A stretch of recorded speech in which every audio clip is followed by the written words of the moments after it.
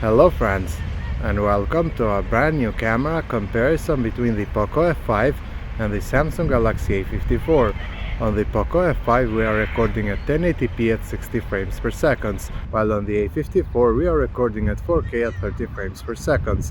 Tell me in the comment section below which one do you think has a better audio, which one has better colors, and which one has a better stabilization. As per usual, we start this comparison with their main cameras. Every daylight picture is taken in auto mode with no adjustments made on the settings or pictures. In this first case we can see a difference in the color tone, with the Poco producing an image with a yellow tint while the A54 looks a little bit better. The Galaxy is also brighter compared to the Poco F5, but the difference isn't that noticeable and both devices are able to go neck and neck with excellent details and dynamic range. I noticed that the A54 was better when it came to darker areas, since it makes them brighter and more visible while the Poco tries to keep them natural. I do however prefer how the A54 handles the sky. The F5 on the other hand has its own merits, since it represents more accurate colors, especially when greenery in the frame like in this scene here. The A54 tends to make everything more vibrant, and even though the picture is good it doesn't quite represent the scene in real life. I do also prefer the F5 over the A54 in terms of details and sharpness, and even though the Galaxy is much sharper, to me it seems that it applies an over-sharpening while the F5 is once again very natural. Both are great however for their prices. Both phones do also feature ultra-wide cameras, and in this case the A54 looks sharper and the colors are much better compared to the F5, which isn't at the same level. Compared to the main camera, the ultra-wide lens of the F5 looks very soft, and the difference is much more pronounced compared to the A54, which isn't as good either, but it's not as bad as the F5. As you can see, the sky is also much better preserved on the A54, and even though the F5 is once again more like in real life, its colors are dull and I don't like it that much.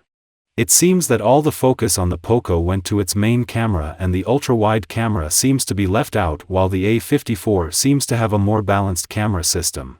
Neither of these phones has a telephoto sensor, but when we take pictures at 2x digital zoom the results aren't that bad.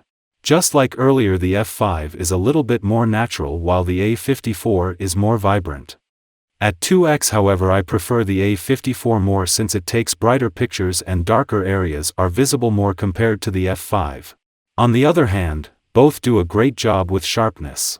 Both phones come with macro lenses, and honestly those are there just for numbers, since the results they produce aren't as good. In this example the picture taken with the Poco is just terrible while the one taken with the Galaxy is somewhat usable. The macro camera on the A54 is better, that's why its results are sharper, but overall, I would say that the best solution would have been if these cameras didn't exist and macro mode to be achieved with the ultra-wide cameras, just like with flagships. These phones take portraits with their main cameras and the results here are very similar. Edge detection is somewhat decent on both devices, but just like previously the A54 displays more vibrant colors while the F5 is more on the flat side. When taking portraits with their main cameras I prefer the A54, since the Poco F5 has applied over-sharpening to my face, but overall, in terms of colors they are very similar. The same results are even when taking selfies without portrait mode. As you can see, her face is way too over-sharpened on the Poco F5, while on the A54 she looks much better and her skin color is more accurate. When recording with their main cameras both devices are actually really good. To be clear, I recorded the videos using a tripod, so in real life the results might not be as stable. I do however think that video has been improved on mid-range devices a lot.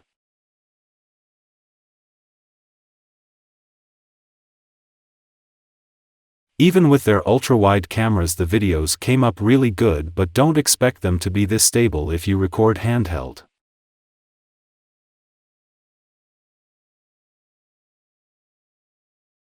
Moving to low light, and from now on every picture is taken with night mode enabled unless I mention a specific case that is without.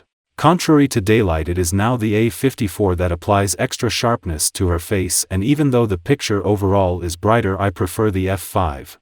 In this next case the over-sharpening is gone on the A54, but similarly to before I prefer the Poco F5. To be honest, these aren't the best phones to take selfies at night, but considering their prices I think they are good enough. With their main cameras, both are really good. There are some slight differences, but in the key areas they are very similar, with sharp enough pictures and great colors.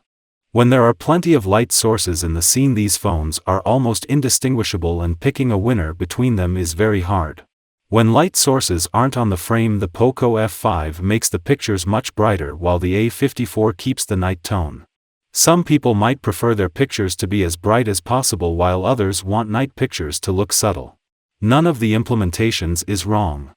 For curiosity, I didn't use night mode in this scene only, and here the Poco F5 just slays the A54 since it overperforms it in every way.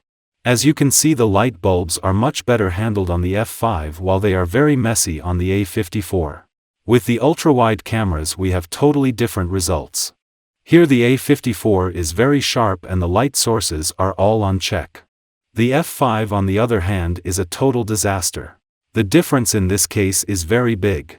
The Poco F5 does a recovery in the next scene by offering a much better picture, and also because the A54 is catching a lot of reflections in darker areas without any lights, while the F5 was much brighter before. Now they are very similar, with the A54 being just a bit better. At 2x neither of them is able to take good pictures, but I would say that the F5 is worse compared to the A54. I am not upset for this since they are only mid-range devices, and for their prices, they are more than enough. So, guys, what do you think? Which one was your winner? For me it is very tough to pick one over the other since both have their strengths and weaknesses. If you did enjoy this video, a thumbs up would be appreciated. Thank you for watching, and for more content like this please consider subscribing to our channel.